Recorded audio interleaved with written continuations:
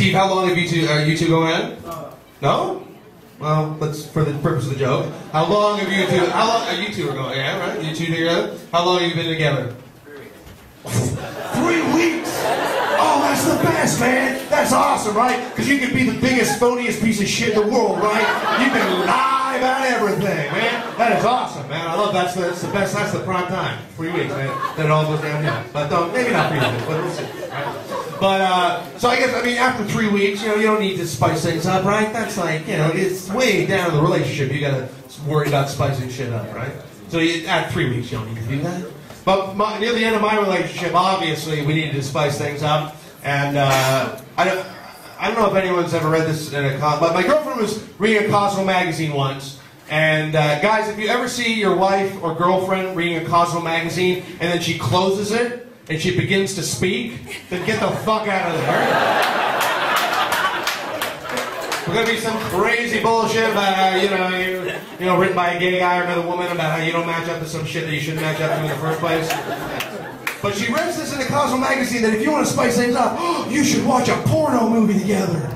Oh, watch a porno movie. That might sound like a nice idea until your girlfriend yells out this: "Wow, those cocks are huge!"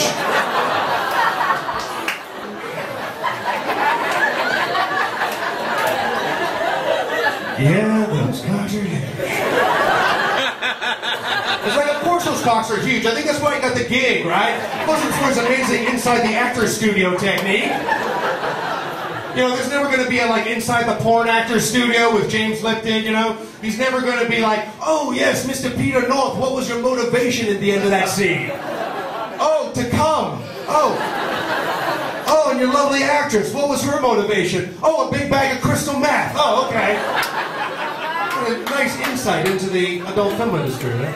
But of course those cocks are. And as soon as she said that, my first was like, "Oh God, there has to be a Law and Order or CSI that we could be watching right now."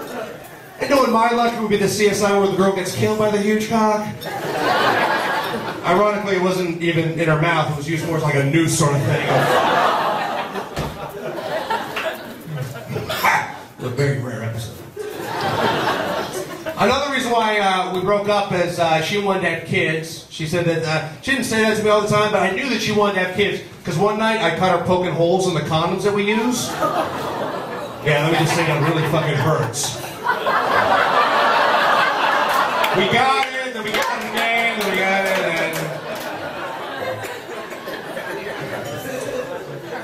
But I just know I'm not ready for kids, right? I know that. I'm just not ready for kids, right? I was on an airplane recently and the baby started crying and all of a sudden I was overcome with the sound of a running bathtub and a distracting phone call when I hear a baby crying. That's not a good sign, right? And also because I still go to movies like Wolverine and Spider-Man and I walk out of those movies going, "Fuck man, why can't I be Wolverine, man?" That's still like a logical job, career opportunity that I got fucked over on. Like, how come I didn't get bit by a radioactive spider, huh? When's it gonna be my day? I just don't think that fathers should have that thought process, right? But I don't know if I don't really think there are a lot, I don't know if there are a lot of parents here tonight, but let me just say that I think being a parent's the hardest job you can do, right? I give total props to any parent that raises good kids, right? I think it's a tough gig, right? But I saw this one thing on the Discovery Channel, that if you are a really worried parent, and if you're worried about your kid getting lost, here's something you can do.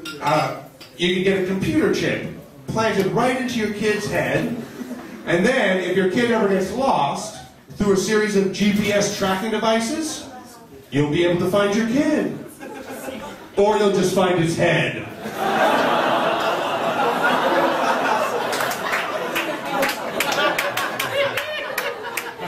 Now, I don't want to be the one to tell you where to put a computer chip in your kid. But when you put one here and put one here, and if they get separated, maybe call off the search a little bit. That's just a little fucking selfish for you to get you and all those cops out looking for something that's just going to end up on your mantelpiece. Are you saying that you wouldn't have a little memorial for your dead son? That's fucking heartless, Sandro. It really is. You're a jerk. That's terrible. I do think that we do need to have more memorials for some of our great Canadian heroes. Don't you think that? I don't think as a country we acknowledge some of our great Canadian heroes, you know? And we have like statues and fucking documentaries and shit, but I think we need more, right? I recently applied for a government grant to make my own Canadian porno movie. And let's see where this is going. You might not apply flag. But it was a Canadian porno film, and the catch was that it had to be about or in memory of one of our great Canadian heroes, right? So I'm going to call the film Terry Fucks. And it's going to be the Marathon of Hump. He's just going to fuck his way across the country, or however far he made in the first place. I don't know all that shit. I'll get someone else to write it up. I just need the first idea, and then we'll go from there. Well.